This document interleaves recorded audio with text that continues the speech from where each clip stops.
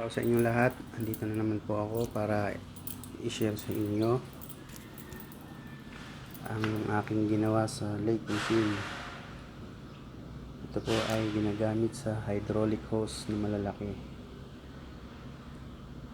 3 inches. Ito po. Yung isa naman po may back planks.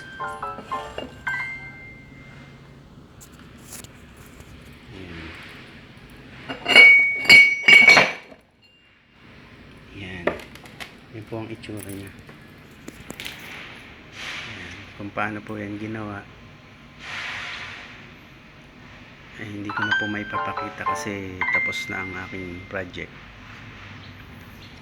Pero pwede ko po siyang ipaliwanag kahit hindi po siya imamachine.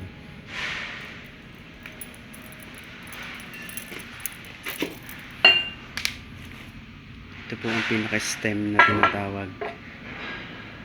Hindi po siya buo na solid na bakal lang, binutas lang at nilagyan siya ng pinaka-tainga.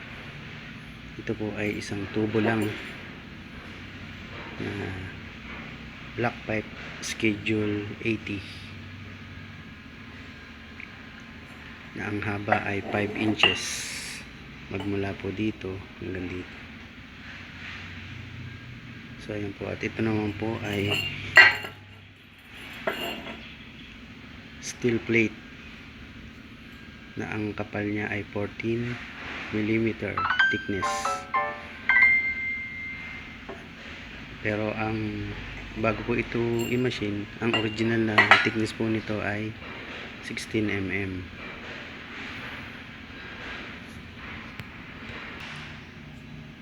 Ito naman po ang back flange na tinatawag. Yan po. Bali, yan po ang kaparehas nito. Ganito po yan. Pasok po dito. At ito po. Ayan. Yan. Itong back flange po ay may kapal na 24 mm ang kapal at 185 circumference diameter.